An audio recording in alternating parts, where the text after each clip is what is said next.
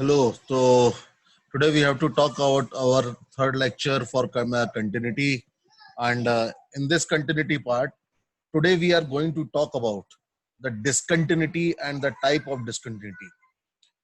पिछली क्लास में हम लोगों ने बात करी थी कि फंक्शन कंटिन्यूस कब होता है, तो और हमने ये भी बात करी थी कि डिसकंटिन्यूटी क्यों आ सकती है. तो due to that thing, what are the different type of discontinuity and what type of discontinuity are there, what we can do, what type of questions are based on those things, that we'll talk about. Okay, so today we are going to talk about types of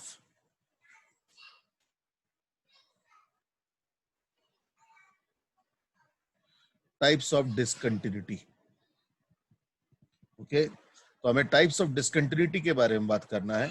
इनको अगर मैं broadly divide करूं तो broadly इनके दो types होते हैं.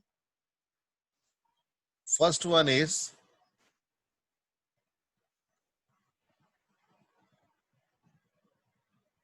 removable type and second is non removable type.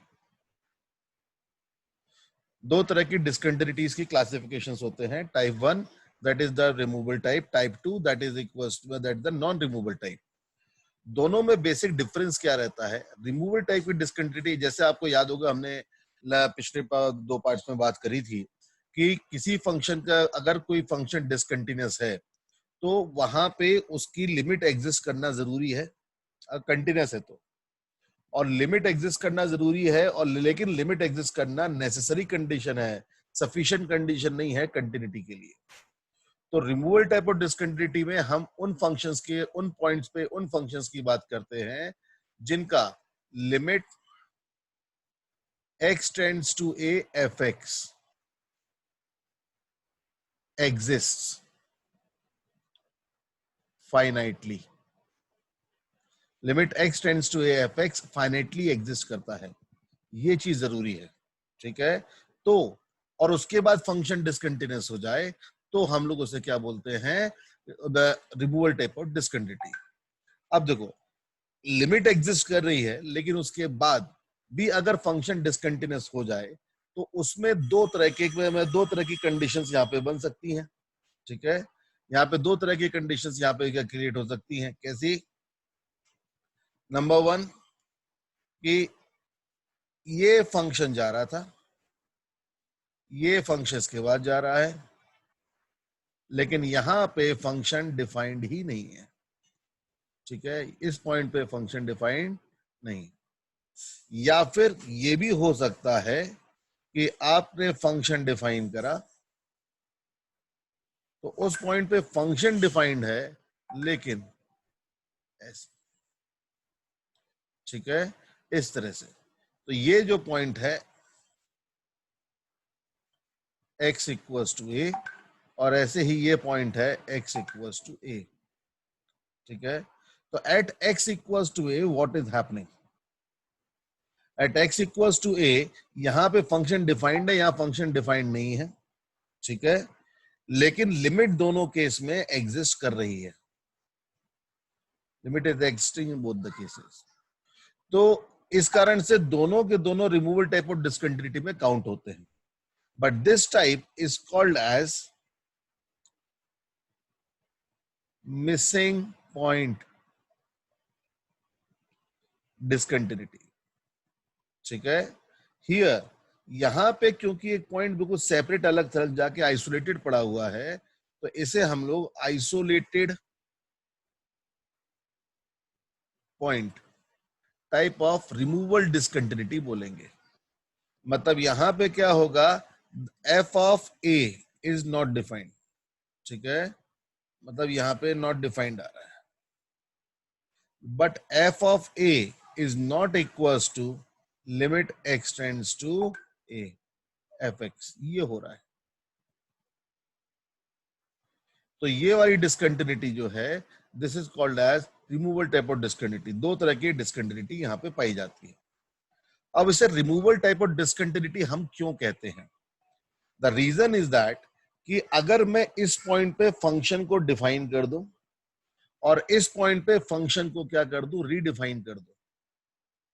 ठीक है, जैसे फॉर एग्जांपल अगर आप देखो यहां पे फंक्शन डिफाइंड नहीं है, अगर मैं बस एक पॉइंट पे फंक्शन को डिफाइन कर दूं यहां, और यहां पे ये जो पॉइंट है इसको हटा के फंक्शन को सिर्फ एक पॉइंट पर रिडिफाइन कर दूं, देख रहे हो, तो सिर्फ एक पॉइंट पर रिडिफाइन करके ये फंक्शन कंटिन्यूस बन जाएगा। ठीक है, ये फंक्शन कंटिन्यूस, क्योंकि सिर्फ रिडेफिनेशन या डेफिनेशन कहां पे आई है, जस्ट एट वन पॉइंट, बस just changing that one point you can change, you can make whole of the function as continuous. समझ में आया? तो इस कारण से इसे हम लोग क्या बोलते हैं, रिमूवल टाइप ऑफ डिसकंटिन्यूटी। ठीक है, इसमें दो तरह की आएंगी, एक आएगा आपका मिसिंग पॉइंट टाइप ऑफ, और दूसरा आएगा isolated point type of discontinuity. ठीक है, this is missing point and this is isolated point type of discontinuity. Now comes the second part. Second part is non-removal type of discontinuity. अभी removal के बारे में हम बात कर चुके हैं, now we are talking about non removal type. तो non removal type of discontinuity में क्या होता है, यहां पे सबसे पहले रिक्वायरमेंट कि limit x tends to a fx does not exist finitely. Limit x tends to a fx does not exist finitely. ठीक है, क्लियर है ये वाला पार्ट? अब ये किस किस रीजन से हो सकता है, ये अलग अलग रीजन इसके जो हो सकते हैं वो क्या है, पहला कि LHL is finite, let's say K1, RHL is also finite, that is K2, but K1 is not equals to K2, ये हो सकता है। दूसरा, at least one of LHL or RHL tends to infinity or minus infinity, मतलब कोई एक limit किसको tend कर जाए, इन्फिनिटी को टेंड कर जाए या माइनस इन्फिनिटी को टेंड कर जाए। ठीक है, और तीसरा पार्ट जो होता है वो होता है ऑसिलेटरी टाइप। ऑसिलेटरी टाइप का मतलब उस पॉइंट के नेबरहुड में वो बहुत जल्दी जल्दी पॉइंट ऑसिलेट करता है, तो हमें नहीं पता चलता उसकी वैल्यू वहां पे क्या होगी। हालांकि वैल्यू दो पॉइंट्स के बीच में होगी, फाइनाइट पॉइंट्स के बीच में होगी, लेकिन एग्जैक्टली क्या होगी ये हम लोग नहीं बता पाएंगे। ठीक है, इसके लिए कोई बहुत ज्यादा फंक्शंस नहीं है, एक दो फंक्शन जिसमें ये ऐसा पाया जाता है, तो उनके बारे में हम लोग बात करते हैं अभी एक एक करके। ठीक है, देखो अब इस तरह का अगर फंक्शन होगा, if this is the case what will happen, if this is the case then the graph will be something like what, आपका जो ग्राफ आएगा वो कैसा आएगा, ये आपका ग्राफ यहां जा रहा है। ठीक है, ये आपका ग्राफ यहां आ रहा है ऐसे, ये ऐसे ऐसे। अब उस पॉइंट पे फंक्शन की वैल्यू क्या है, उस पॉइंट पे फंक्शन की वैल्यू क्या है, इससे कोई लेना देना नहीं है। ठीक है, कि लिमिट ही एग्जिस्ट नहीं कर रही तो आगे की बात तो हटी गई। ठीक है, बात समझ में आई? ये ऐसा, ये दो अलग अलग जा रहे हैं, ये देख रहे हो, ये आपका RHL आ रहा है और ये क्या आ रहा है, आपका LHL आ रहा है, आ रहा है ये। अब यहाँ पे देखो कि ये बीच का एक ऐसे पार्ट आ रहा है। ठीक है, तो इस टाइप की जो ये डिसकंटिन्यूटी होती है इसे हम लोग कहते हैं फाइनाइट टाइप ऑफ डिसकंटिन्यूटी। क्या कहते हैं, फाइनाइट टाइप ऑफ डिसकंटिन्यूटी।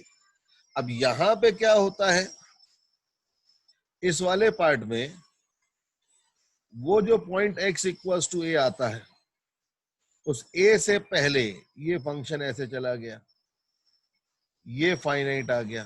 ठीक है, ये फाइनाइट आ रहा था लेकिन ये इन्फिनिटी चला गया, या फिर क्या हो जाएगा, ये भी इन्फिनिटी चला गया, ये भी इन्फिनिटी चला गया, मतलब दोनों इन्फिनिटी चले जाएं, या फिर दोनों क्या हो, ये भी पॉसिबिलिटी हो सकती है क्या कि अगर हम लोग बोलें कि ये इधर से माइनस इन्फिनिटी चला जाए, आइदर दिस और दिस, ऐसे भी हो सकता है। तो दोनों में से कम कोई एक किसको टेंड करे, इन्फिनिटी को टेंड करे, ठीक है। तो जब दोनों में से कोई एक इन्फिनिटी को टेंड करता है तो बेसिकली ये वाला जो होता है that is called as infinite type of discontinuity, ठीक है। ऑसिलेटरी टाइप ऑफ डिसकंटिन्यूटी में क्या होगा, ऑसिलेटरी डिसकंटिन्यूटी बेसिकली हम दो फंक्शंस की ज्यादा बात करते हैं, cos 1/x और sin 1/x। ये दो फंक्शंस है जिसके बारे में हम लोग ज्यादा बात करते हैं, क्यों, और वो भी कहां पे, एट x इक्वल्स टू 0। अब x इक्वल्स टू 0 पे जब हम लोग जाते हैं तो होता क्या है, एक्चुअली इनका जब ग्राफ हम लोग प्लॉट करते हैं 0 के नेबरहुड में, तो क्या होता है कि cos का ग्राफ ऐसे ऐसे ऐसे जाना शुरू करता है, लेकिन जैसे जैसे पास में जाता है ये फ्रीक्वेंसी इतनी, ये जो फ्रीक्वेंसी होती है वो इतनी तेज हो जाती है ऊपर नीचे होने की कि हम लोगों को ये पता ही नहीं चलता कि यहाँ पे पॉइंट -1 से 1 के बीच में कहाँ है। तो इस एम्बिग्यूटी के कारण से हम इस तरह की इसे क्या बोलते हैं, डिसकंटिन्यूस बोलते हैं, और this type of discontinuities are called as oscillatory type of discontinuity, ठीक है। अब यहाँ पे एक टर्मिनोलॉजी और आती है कि फाइनाइट टाइप ऑफ डिसकंटिन्यूटी में देख रहे हो कि ये आपका RHL है, ये आपका LHL है, ये भी हो सकता था LHL ऊपर RHL नीचे आ सकता था, ठीक है। अब फाइनाइट टाइप का है, लेकिन ये दोनों LHL और RHL के बीच का जो डिफरेंस है, LHL माइनस RHL और इसका मॉड, ठीक है, बस समझ में कोई, ये LHL माइनस RHL का जो ये मॉड बनता है, दिस पार्ट, ठीक है, इसी को हम लोग एक टर्मिनोलॉजी देते हैं, वो टर्मिनोलॉजी कहलाता है आपका जंप ऑफ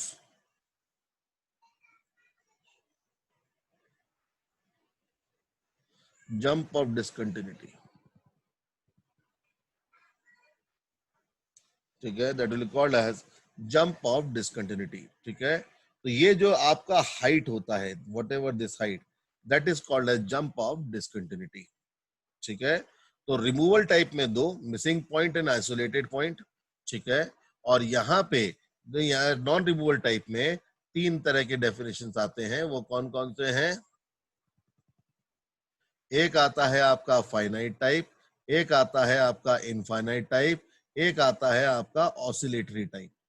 ये तीन तरह के हम लोग क्या बोलते हैं, discontinuity non removal. Non removal में सबसे खास बात क्या है, नॉन रिमूवल में सबसे खास बात है कि limit x tends to fx ये फाइनाइटली एग्जिस्ट नहीं करती है, ठीक है। लिमिट ही एग्जिस्ट नहीं करती तो बात ही खत्म हो गई, आगे फंक्शन डिसकंटिन्यूअस होगा ही होगा, ठीक है। लेकिन अगर लिमिट एग्जिस्ट करती है तो आपका फंक्शन कंटिन्यूअस हो भी सकता है और नहीं भी, ठीक है। तो वो वाले केस में जब लिमिट एग्जिस्ट करती है और फंक्शन फिर डिसकंटिन्यूअस हो जाए, जो ये दो पॉइंट्स में आपको बता रखा, मिसिंग पॉइंट और आइसोलेटेड पॉइंट, इनमें जो बात कर रखी है, तो ये लिमिट एग्जिस्ट कर रही है लेकिन फिर भी फंक्शन क्या हो रहा है, डिसकंटिन्यूअस हो रहा है, ठीक है। तो ये बेसिकली आपके क्या कहलाएंगे, टाइप्स ऑफ डिसकंटिन्यूटी, ठीक है। नाउ अब देखिए कि मैंने आपके लिए क्या करा है, यहाँ पे तीन फंक्शंस, मैंने तीन क्वेश्चंस लिखे हैं, ये तीनों के तीनों क्वेश्चंस में हम लोग टाइप ऑफ डिसकंटिन्यूटी देखते हैं। देख रहे हो कि x इक्वल्स टू 1 पे ये फंक्शन डिफाइंड ही नहीं होगा, ठीक है। fx is not defined at x equals to 1। क्यों नहीं होगा डिफाइन, बताओ भाई, what is the reason that it will not be defined, क्योंकि फंक्शन जो है वो x इक्वल्स टू 1 पे न्यूमरेटर डिनोमिनेटर दोनों क्या हो रहा है, जीरो हो रहा है, 0/0 फॉर्म में कोटेंड कर रहा है ये, ठीक है, बस समझ में सबको ये। तो इस कारण से समझिए कि लेकिन अगर हम लोग लिमिट निकालें, limit x tends to 1, x minus 1 upon x minus 1, और ये हो जाएगा 9 minus x square, as x is tending towards 1 ये कैंसिल आउट हो जाएगा, ठीक है। तो ये बताओ x टेंड्स टू 1 पे डायरेक्ट सब्स्टिट्यूशन रखोगे तो आंसर किसको टेंड कर रहा है, 8। तो लिमिटिंग वैल्यू तो एग्जिस्ट कर रही है, लेकिन उस पॉइंट पे फंक्शन डिफाइन नहीं हो रहा है, ठीक है, hence it is discontinuous at x equals to 1। Okay, बात समझ में सबको ये, f of 1 is not defined। अब देखो जैसे यहां पे बात करो, यहाँ पे अगेन x इक्वल्स टू 2 पे फंक्शन डिफाइन नहीं है. If x is equals to 2 then function is not defined. But if x is not equals to 2 तो दिक्कत नहीं है. क्यों? एक्स स्क्वायर माइनस 4 को फैक्टराइज करके क्या लिख दोगे? x minus 2 x minus 1 whole divide by कितना हो जाएगा? x माइनस 2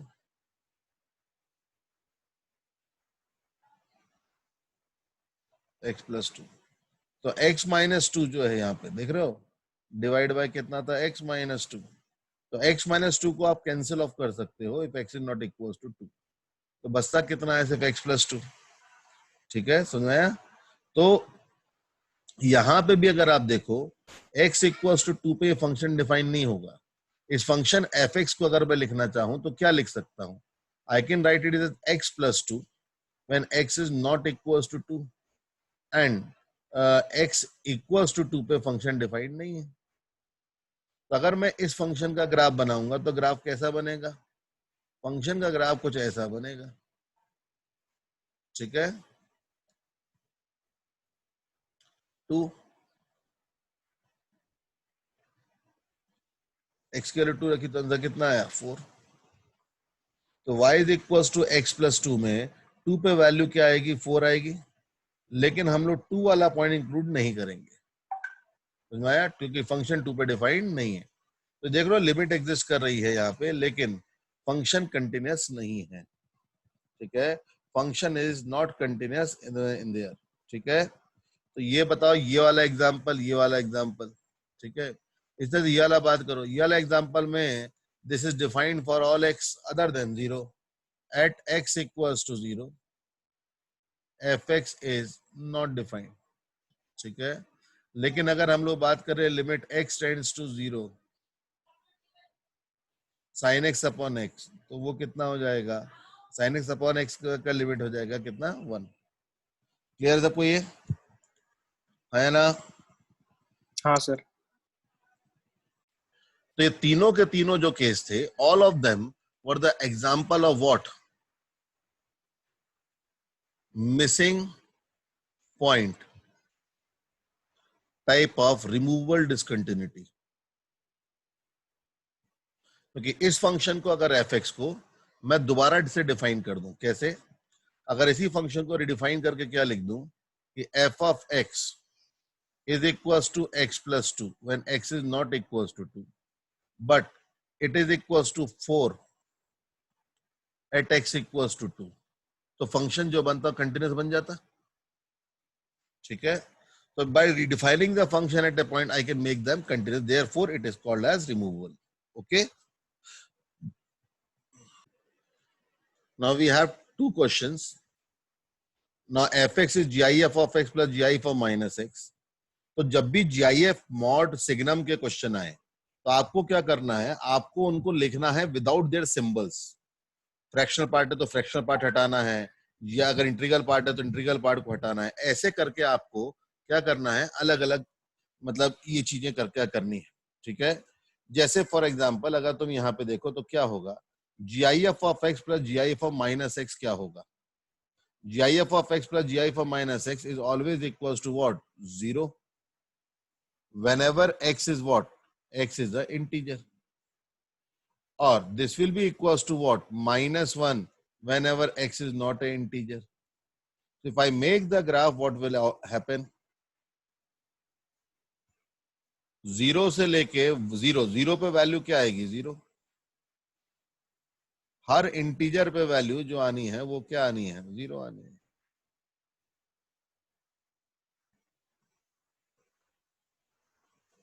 ठीक है, लेकिन उन दोनों पॉइंट्स के बीच में, उन दोनों पॉइंट्स के बीच में क्या होगा? उन दोनों पॉइंट्स के बीच में फंक्शन की वैल्यू क्या होगी?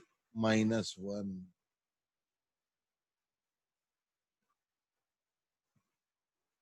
ठीक है, ये इंक्लूड नहीं होगा, फिर यहाँ आएगा, फिर ये इंक्लूड नहीं होगा, फिर यहाँ आएगा, फिर यहाँ आएगा.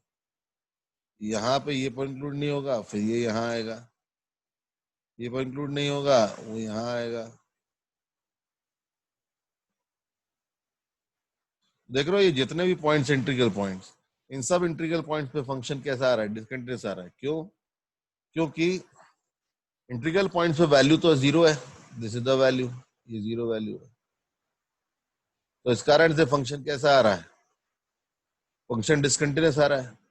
लेकिन उस पॉइंट पे जो वैल्यू है उसके पास पड़ोस में कुछ नहीं, जो है वो बहुत ऊपर या नीचे है, ठीक है। तो ये फंक्शन आपका कैसा है, डिसकंटिन्यूअस है। Now this is what signum of cos 2x, 1 minus 2 sin square x,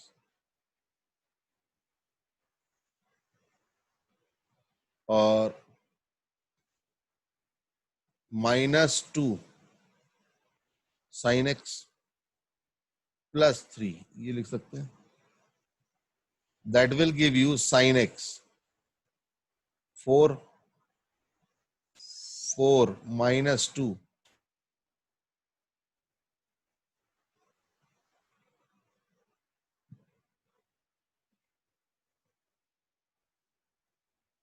ये बन जाएगा, ठीक है। जिसको फैक्टराइज करके हम लोग क्या लिख सकते हैं, इसको फैक्टराइज करके हम लोग 2 टाइम्स 2 प्लस साइन एक्स और 1 माइनस साइन एक्स लिख सकते हैं, है ना। अब साइन एक्स, क्योंकि हमेशा ध्यान से देखो कि sine of x is always greater than equals to -1, इस कारण से 1 दोनों तरफ 2 ऐड कर दो तो 2 sin x is greater than equals to 1, hence greater than 0. 1 minus sin x, तो 1 minus sin x बचेगा ये वाला पार्ट, तो क्या हो जाएगा,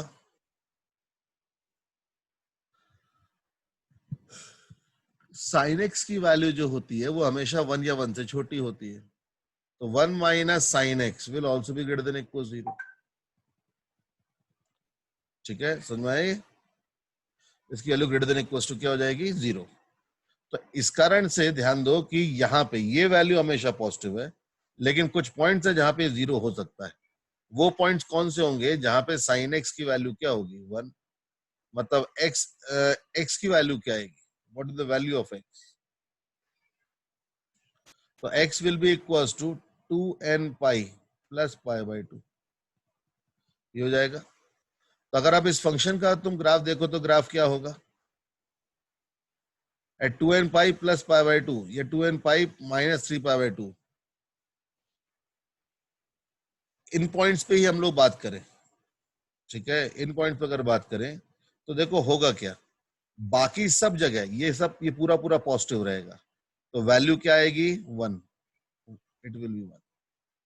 लेकिन जहां जहां पे साइन एक्स 1 होता है वो कौन कौन से पॉइंट है, पाई बाई 2,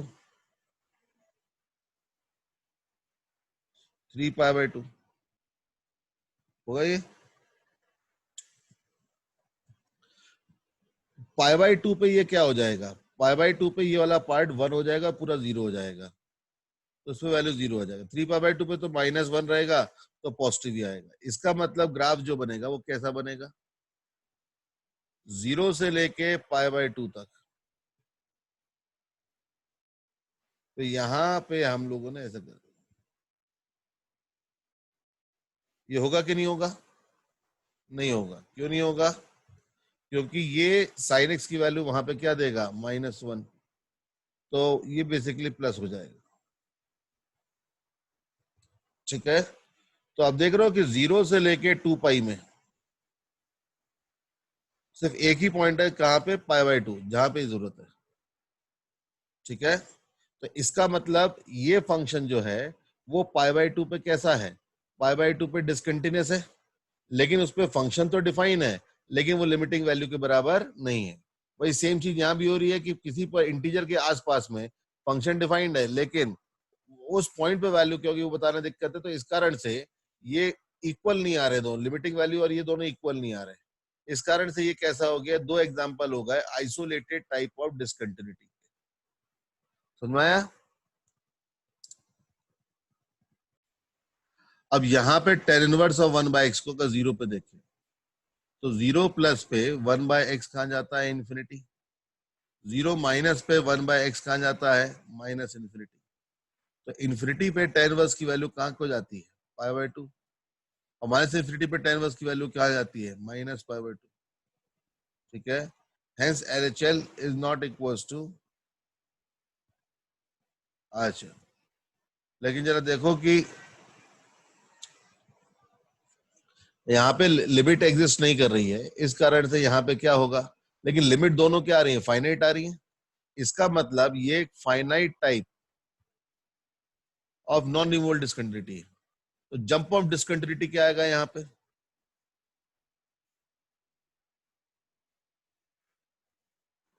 जंप ऑफ डिस्कंटिन्यूटी कितना होगा? जंप ऑफ डिस्कंटिन्यूटी यहाँ पे कितना आ जाएगा? π/2 माइनस और minus π/2, that will give you jump of discontinuity pi. ठीक है, इस वाले केस में देखो, इस वाले केस में अगर हम लोग बात करते हैं 0 प्लस पे, 0 प्लस h पे अगर हम रखेंगे तो ये हो जाएगा sine h upon h, that will become 1। 0 minus पे क्या होगा? Minus sine h upon upon कितना हो जाएगा? h, ये हो जाएगा। तो किसको टेंड करेगा? -1। तो ये आपका RHL हुआ और ये क्या हुआ? आपका LHL। दोनों सेम नहीं है। बात क्लियर है? अब देखो यहाँ पे y इक्वल्स टू 1/x²। अब x टेंड्स टू इन्फिनिटी और इन्फिनिटी या फिर माइनस इन्फिनिटी पे 1/x किसको टेंड करेगा? 0। लेकिन अगर मैं 0 प्लस की बात करूं तो x 1/x कहाँ टेंड करता है? इन्फिनिटी। 0 माइनस पे कहाँ टेंड करता है? Minus infinity. ठीक है, तो इस कारण से यहाँ पे LHL और RHL दोनों ही एक साइड से इन्फिनिटी और एक साइड से माइनस इन्फिनिटी जा रही है। ठीक है, तो इस कारण से यहाँ लिमिट एग्जिस्ट नहीं कर रही है। तो ये आपके ये फंक्शन किस तरह का हो गया? इनफाइनाइट टाइप का। दिस इज, ठीक है, यहाँ पे देखो, अगर एक्सटेंस टू, यहाँ पे देखो x tends to 1 plus h, x tends to 1 plus h पे क्या हो जाएगा? 1 plus h upon minus h। ऊपर पॉजिटिव नीचे, तो ये किसको टेंड करेगा? Minus infinity. 1 माइनस h, तो 1 माइनस h अपॉन h। तो बताओ ये किधर टेंड करेगा? ऊपर तो पॉजिटिव नीचे पॉजिटिव है, तो ये कहाँ टेंड करेगा? इन्फिनिटी।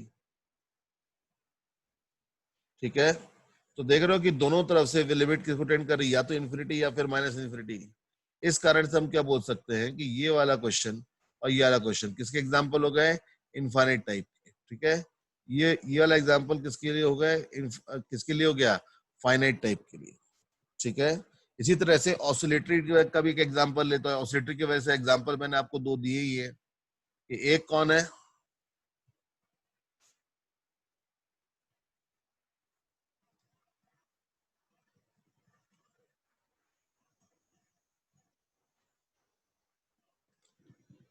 एक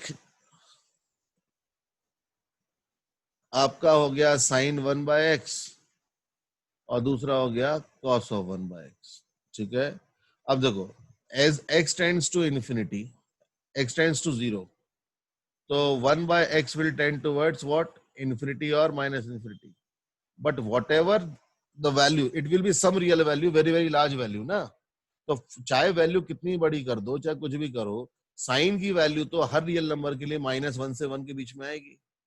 तो sine 1/x will be some, same quantity will cos 1/x। तो साइन है 1/x और कॉस 1/x जो है, उसकी जो भी वैल्यू आएगी वो -1 से 1 के बीच में आएगी एज x टेंड्स टू 0, है ना। तो इसका मतलब क्या हो गया कि हमें ये तो पता है कि इनफाइनाइट पे फंक्शन की वैल्यू -1 से 1 के बीच में आएगी, लेकिन वो एग्जैक्टली क्या होगी ये नहीं पता। क्यों? क्योंकि 0 के नेबरहुड में जब ग्राफ बनता है, ये मैंने पहले ही बोला, ये ग्राफ बनेगा तो सकरा होता जाएगा। ठीक है, ऐसे, और ये पास में जाके बहुत जल्दी जल्दी जल्दी ऊपर नीचे होने लग जाता है। तो जीरो के जितने नेबरहुड में जाओगे, आपका ये जो होता है ना कि जैसे अगर आप कॉस बनाते थे तो कॉस पहले कितने में बनता था, ये 2 पाई में बनता था। मैं और श्रिंक कर दूं तो बताओ कितने में बनेगा, पाई में बनेगा। तो और श्रिंक कर दूं तो पाई बाय 2। श्रिंक करते करते करते करते, ठीक है, ऐसा जो श्रिंक कर देंगे तो जीरो के जितने पास जाएंगे उतना श्रिंकेज और बढ़ता जाएगा, और उस पॉइंट के आसपास में जाके वैल्यू बहुत जल्दी क्या करने लग जाएगा, ऊपर नीचे करने लग जाएगा इन -1 और 1 की टर्म। ठीक है, बाउंडेड तो रहेगा, फंक्शन की वैल्यू -1 से 1 के बीच में होगी, ये पता है, लेकिन एग्जैक्टली क्या ये नहीं पता, because it is oscillating very fast in the neighbourhood of x equals to 0। तो इस कारण से यहाँ पे ये आपका किसका डेफिनेशन, किसका एग्जांपल हो गया, ऑसिलेटरी टाइप। क्या ये बात सबको क्लियर है? अब इसके बाद आता है algebra of continuity. Algebra of continuity का मतलब क्या, कुछ सिंपल से रूल है, ठीक है। If at x equals to a fx and gx are continuous, किसी point x equals to a पे fx और gx जो है वो क्या है, कंटिन्यूअस है, ठीक है। तो आप उनको प्लस माइनस इनटू या डिवाइड कुछ भी कर दो, बस डिवाइड में क्या ध्यान देना कि g of a should not be equals to 0, just in case of division. All of them will be continuous.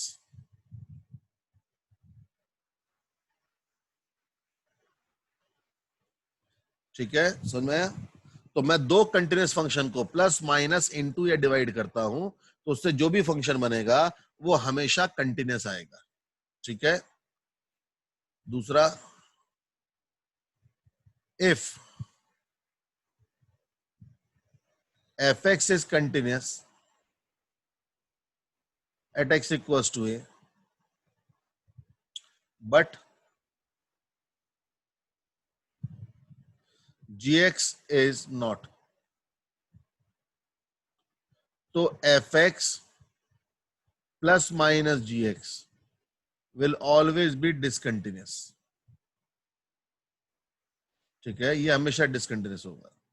लेकिन fx इंटू gx और fx अपॉन gx, ठीक है, ये मे बी और मे नॉट बी, मतलब कुछ क्वेश्चंस में होगा और कुछ क्वेश्चंस में नहीं होगा। तो अगर एक कंटिन्यूअस और डिसकंटिन्यूअस फंक्शन को मैं प्लस माइनस करूं तो पक्के में डिसकंटिन्यूअस होगा, श्योर। लेकिन fx इंटू gx और fx बाय gx में हो भी सकता है और नहीं भी हो सकता है, ठीक है।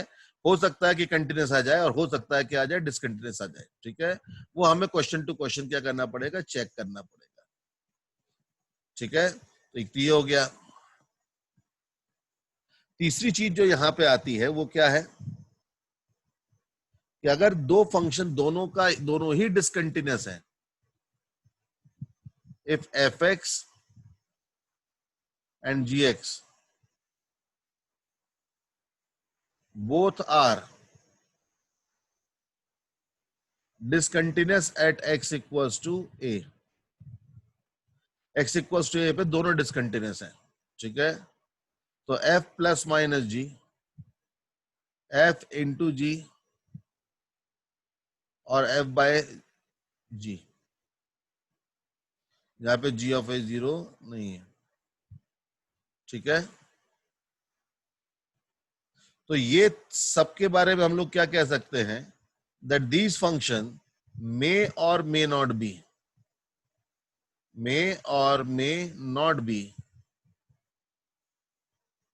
Continuous at x equals to a। तो मतलब दो कंटिन्यूअस फंक्शन के प्लस माइनस से जो भी फंक्शन बनेगा वो फंक्शन कैसा होगा, प्लस माइनस इंटू डिवाइड से वो कंटिन्यूअस ही होगा। लेकिन अगर एक कंटिन्यूअस है और एक डिसकंटिन्यूअस है तो हम श्योरली बोल सकते हैं कि जो f प्लस माइनस जी होगा वो कभी भी वो हमेशा कैसा आएगा, डिसकंटिन्यूअस आएगा, ठीक है। लेकिन अगर दोनों ही डिसकंटिन्यूअस हैं तो प्लस माइनस इंटू डिवाइड कुछ भी करो, आपका फाइनल आंसर जो आएगा वो क्या आएगा, डिसकंटिन्यूस ही आएगा। ठीक है, तो इट कैन बी, यहाँ पे अगर लेकिन दोनों डिसकंटिन्यूस है तो मे बी और मे नॉट बी, कई जगह पे हो जाएगा, कई जगह क्या होगा, नहीं होगा। ठीक है, तो that you will have to see. मैं देखिए इसके लिए एक बड़ा सबसे बड़ा सुंदर एग्जांपल है, काफी पहले रुड़की में आया था, मैं उसको थोड़ा छोटा करके बताता हूँ। ठीक है, वो आपको इन सब चीजों को सब पूरी तरह से समझा देता है।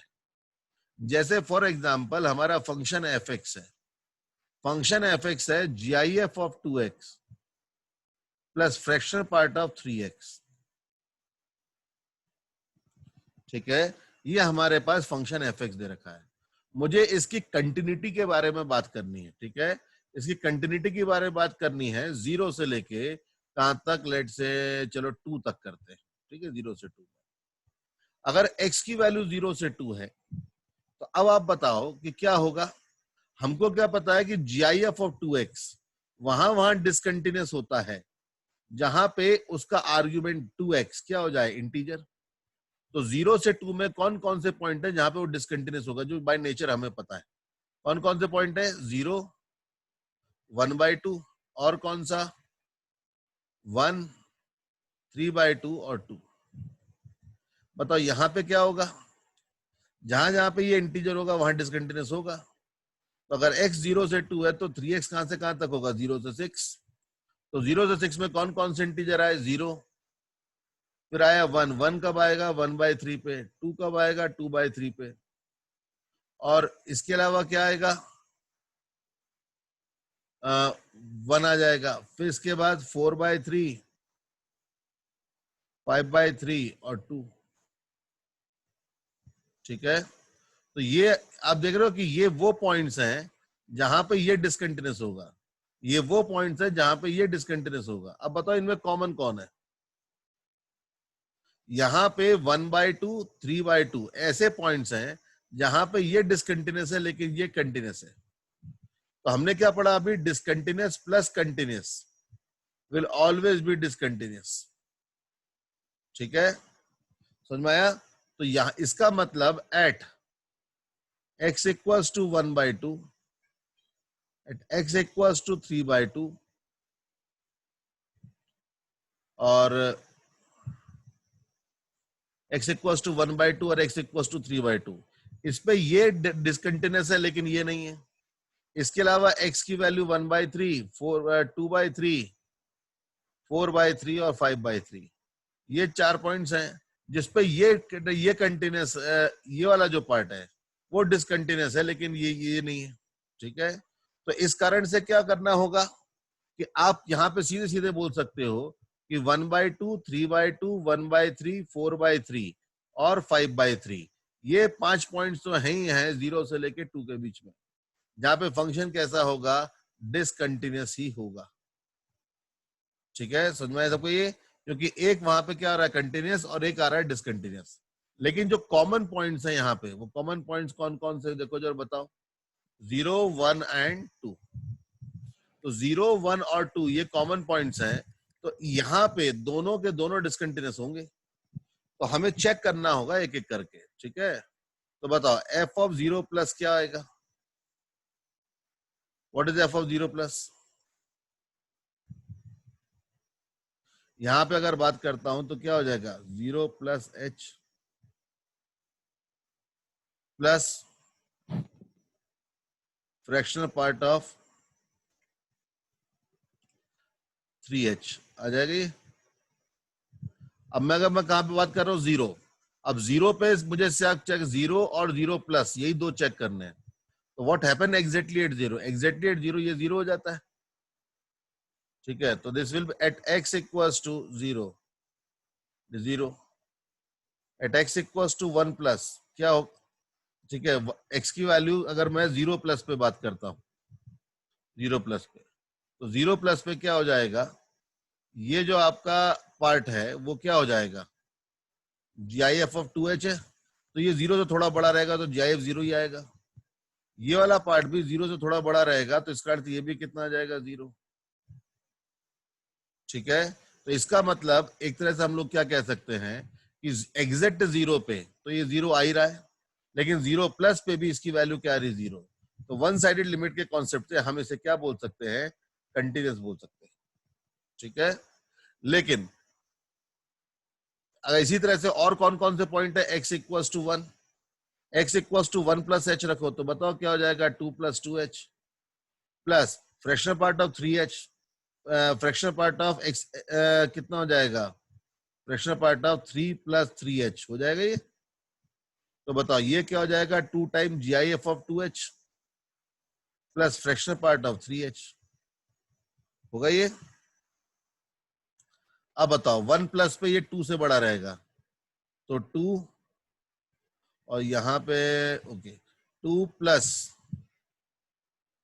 ये 1 प्लस पे 2 से थोड़ा सा बड़ा होगा तो कितना आ जाएगा, 2। यहाँ पे देखो 1 प्लस पे ये 3 से थोड़ा बड़ा होगा, 3 से थोड़ा बड़ा होगा तो क्या होगा,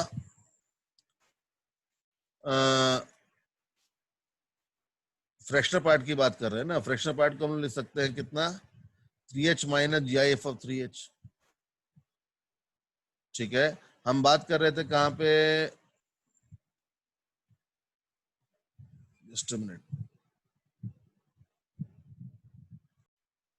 देखो तो यहाँ पे वन पे ये देखो क्या हो रहा है कि 1 हमने 1 पे चेक करा तो 1 प्लस, तो 2 से थोड़ा बड़ा है तो आंसर 2 आ जाएगा, और ये वाला 0 आ जाएगा। लेकिन 1 माइनस पे बात करूंगा तो ये वाली लिमिट 1 चली जाएगी और वो वाली लिमिट भी 1 आ जाएगी तो ये 2 आ जाएगा। तो यहाँ पे 2 आ रहा है तो लिमिट एग्जिस्ट कर रही है, ठीक है। तो देख रहे हो कि यहाँ पे दोनों एग्जिस्ट, दोनों के दोनों फंक्शन ये दोनों ही कंटिन्यूस नहीं होते, कहाँ पे, 1 पे, लेकिन इन दोनों का सम 1 पे क्या आ रहा है, कंटिन्यूस आ रहा है, ठीक है।